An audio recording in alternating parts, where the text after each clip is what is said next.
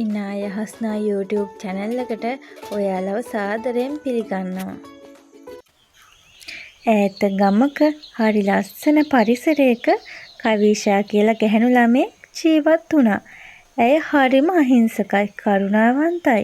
හැබැයි ඇයගේ හම ටිකක් කළුයි.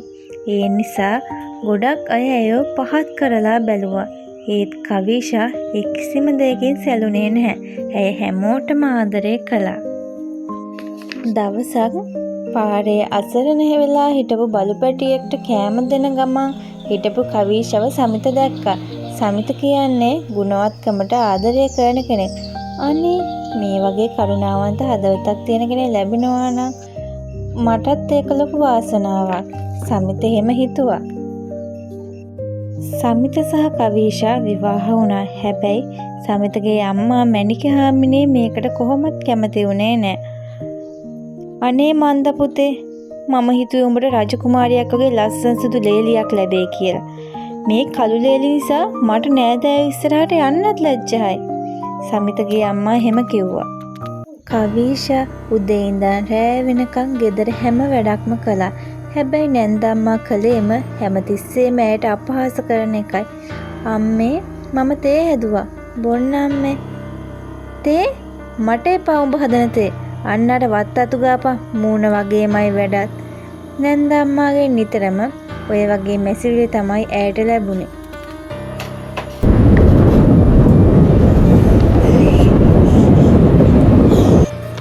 දවසක මහ වැස්සක නැන්දම්මා පාරේ වැටුණා. ඇයත් එක්ක හිටපු සුදු ලේලිලා ඇයව දාලා දිව්වා. ඒත් කවිෂා අම්මේ අම්මේ බය වෙන්න එපා, මම ඉන්නවා, මම අම්මාව ගෙදරට අරන් යන්නම්. කවිෂා තමන්ගේ කර උඩ තියාගෙන නැන්දම්මාව අරන් ආවා.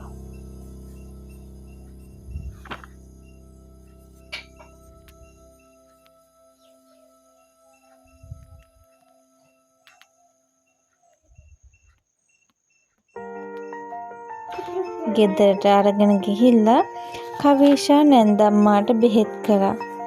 ඉතින් නැන්දම්මාට ගොඩක් පසුතැවීමක් ඇති වුණා කවිෂාට කොයිතරම් නරක විදිහටද සැලකුවේ කියලා.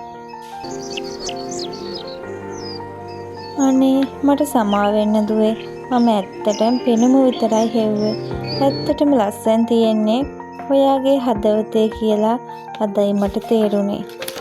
ඉතින් එදා ඉඳන් ඒ ගෙදර ආදරේ පිරුණු තැනක් වුණා. මේකෙන් ගන්න ඕනේ ආදර්ශ තමයි දුවේ පුතේ, සැබෑ ලස්සන තියෙන්නේ හදවතේ පමණයි කියලා. ඉතින් අපි රූපේ ලස්සන හොයන්නේ නැතුව හැමදාම හදවතේ ලස්සන මිනිස්සුන් විතරක් ළඟින් තියාගමු.